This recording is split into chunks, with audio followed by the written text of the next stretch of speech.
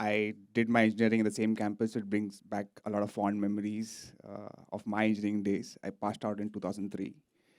And since then, it's been 16 years of me practicing marketing and brand strategies. I've been fortunate to work across industries from auto ancillaries to FMCG, to real estate, to retail, brand strategy, and now in payments. But my real experience has been when I started traveling and actually working across more than 40 odd towns and cities in India. That's when I realized how diverse and rich this country is. And hence, the topic of today is diversity of consumers in India and how brands and all of us can make leverage and opportunity from differences in culture across states, right? We are 28 states, 8 union territories, 121 languages. Yes, 121 languages, out of which 22 languages are part of the constitution. More than 1,683 dialects. That's what documented, but there are much more. Some numbers suggest 11,000 dialects which runs across this country. All in this one country called India. Land of many Indias in one India. Everything about this country is unique. Everything. Every 500 kilometers, people change, cuisine change, culture changes, languages change, and most importantly, some cases even gods change, right? We follow different calendars across states. I mean, thank God we have an English calendar which follows the solar cycle so that we can plan and execute on the same common date. But different calendars across states. And these calendars dictate what to eat, what not to eat, when to buy gold, when to buy a car, when to get an education, when to get married, when to be born, for that matter. It doesn't get more diverse and rich than this. Every region has its own personality. Like North is much more flamboyant. The South and the East is culturally smitten, right? And the West is professionally shrewd. The down South is much more traditionally intact. And we as marketeers have always been taught to treat different Indias differently, right? We use vernacular languages to put our messages. We use media effectively. We are culturally sensitive, is what we call it. But that's just scratching the surface. Now imagine when you see a celebrity ad which was shot in a Hindi or an English, then dubbed in a Malayali or a Tamil or a Bengali, you know it sounds off, right? You know doesn't feel right. Even the audience who's consuming the message knows why it has been done. It's been done so that the message reaches you. But the message is extremely transactional and does not resonate with who you are, what you do, and where you're from. Today, actually, the brands have realized the importance of differences in culture, differences in mannerism, differences in buying behavior. And that's the most important thing.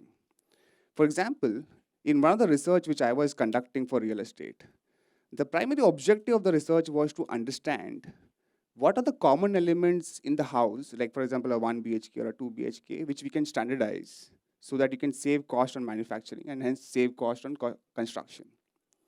We mounted the research to understand how consumers consume living spaces. How would a joint family consume a living room as compared to a married couple consuming a living room or a married couple with kids consuming a living room? Now you add a dimension of the state and region to it. This is where it gets even more interesting. Think about in Gujarat, having a jhula in the house is a de rigueur, right? So how about increasing the balcony size slightly a bit so that you can house a jhula inside it? Think about Chennai. Having a dedicated place of worship is the thing. So when you input your design from a point of view that let's have a small niche where you can dedicate and place your God there, automatically changes the brand affinity towards the consumers. In Hyderabad, having a separate washing and a drying area is extremely important. In Bangalore is a cosmopolitan city, but it's blessed with good weather throughout the year. And hence, bigger windows make sense. In Delhi, like I said, it's a flamboyant city. And there's a culture of calling people home over the weekends, right? And hence, having bigger living room is extremely important so you can show off. So every category and every industry can bring about these differences in culture and leverage the opportunity. Let's look at grocery retail. More than 60% of SKUs in any grocery retail shop is tuned for that city or a town or for the state. So your grocery shop in Coimbatore will be way different than a grocery shop in a Nagpur or an Aurangabad, right? It's been said that there is a drastic drop in meat consumption during Indian festivities. People don't consume meat during Indian festivals, right? So if you are a retail brand, how about not displaying meat during those days, but at the same time, home delivering meat to who still continue to consume meat during those festivities? So in this case, you're basically building affinity for people who don't consume meat and building loyalty for customers who continue to consume meat. So basically, again, an opportunity which you can leverage because of differences in culture. And this goes across industries, right? Food. Our food culture is so diverse, right? Every state has got its own cuisine. When you're going traveling to south, you feel excited to eat the dosa. When you go to the north, you want to eat the chole. When you go to the east, you want to try the different sweets. And one thing which is common in the entire food curation is the spice, the amount of spice which you use, the type of spice which you use, and the quantity and the type. When do you use spice while you're cooking? So these are inputs for food manufacturing units to create variants and spectrum of variant food across the length and breadth of the country. Every sector, believe me, has an opportunity today to leverage the differences in culture, from fashion to consumables, from electronics to home accessories. In fact, I feel fashion is the most under-leveraged of the categories. Imagine a fashion brand opening a fashion line for each state. And this state, and the launch of the fashion line can be basis the calendar which we follow, and not the English calendar of season, autumn, fall, and summer. So it's truly an exciting time for marketeers today in India. And not only marketeers, for any professional, for any industry, for all of us put together. Because differences in culture also brings in a lot of numerous opportunities along with it. I, for one, believe that today we are in the midst of a revolution which has never happened before. There is a sudden shift in the perception, the way we perceive ourselves as who we are as Indians.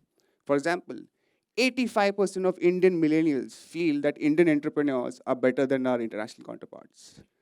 80% of the Indian millennials feel that our food is much more healthier and thoughtful than the Western counterparts.